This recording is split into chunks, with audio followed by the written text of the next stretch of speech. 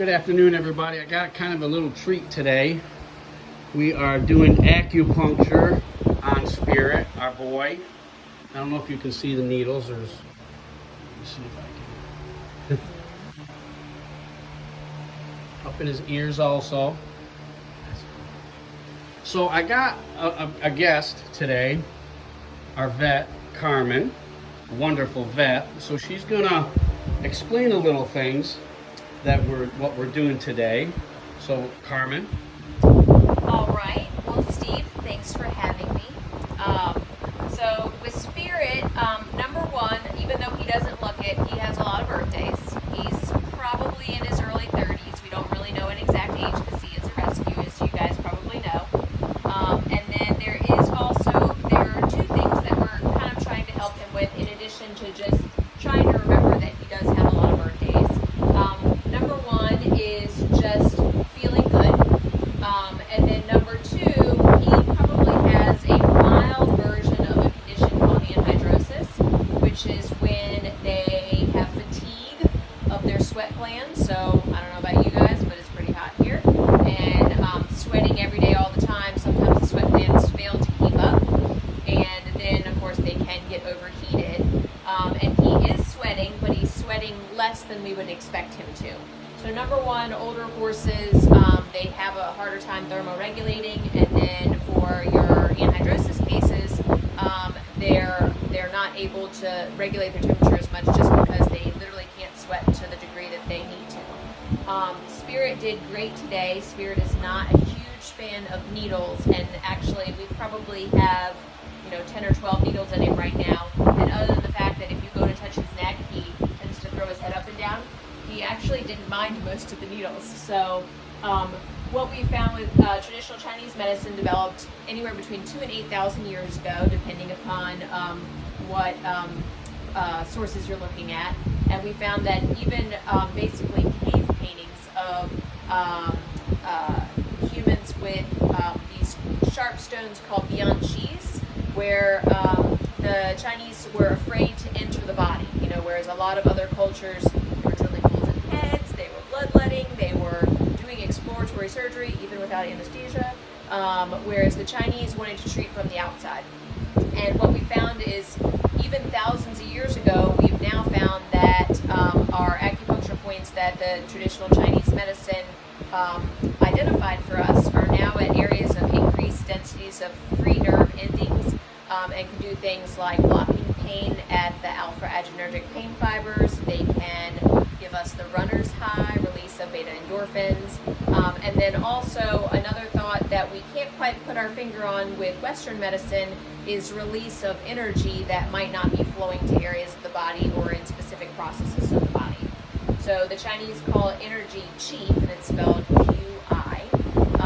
And so basically, as you have a certain amount of qi throughout your life, you can gain it through food, called gu qi, which I always thought was funny, gu qi. And then also by allowing it to free flow. He says he's done with this one. The Chinese say they fall out when they're done, so I'm going to grab that one so it doesn't fall down in his stall. So we've done some relaxing needles and then also some relief needles to help him sweat.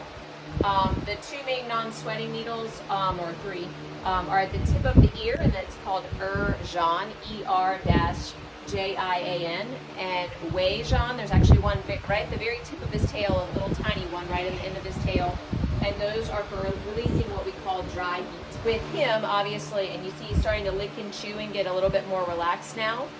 There's a release of energy after they kind of accept the needles. We call it a Dai Qi response, where basically those needles are in there and they've started to get that energy flowing back through.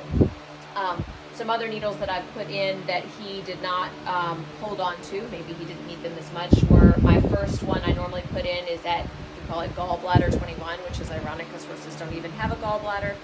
But it is at the base of the neck. Number one, it is called a permission point or relaxation point because we want to make Spirit feel good.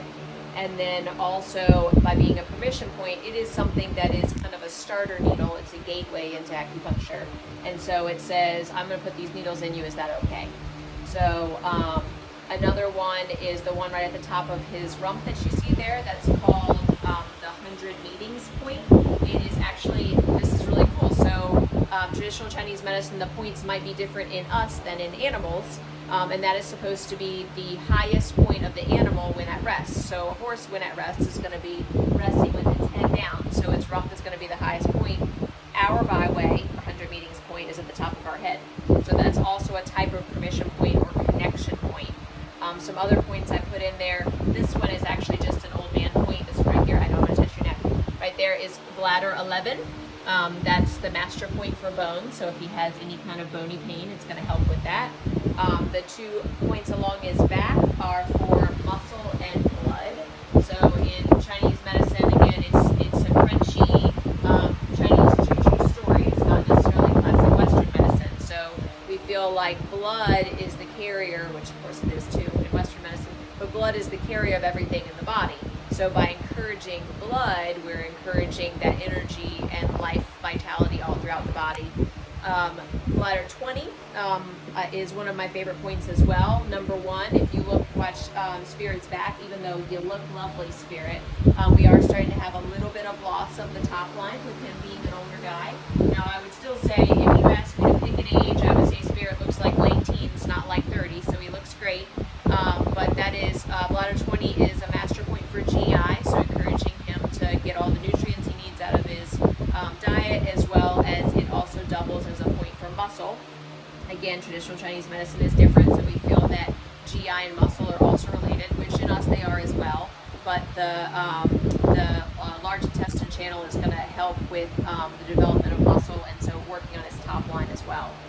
One of the points that he is shaken out on his left front leg, but it would be, I know I'm going to touch you again, right about here, is large intestine 10, excuse me, and that is a master chi point. Another one would be stomach 35, which would be around the stifle right back here. And those are points that we really like using. I use them with small needles in the old guys because just like you wouldn't want to give your grandma or grandpa a Red Bull, we don't want to rock their world, but it is something that kind of gives them that Chinese vitality back in there. So overall, I'm very proud of Spirit. He's number 1 grown from being the rescue guy that Steve and Wendy adopted all those years ago, and being fairly untrusting and very worried about anything you did to him. He was very afraid of needles, and he's basically gotten over that. As you can tell, he's a pony and still expresses that he's not a big fan of them.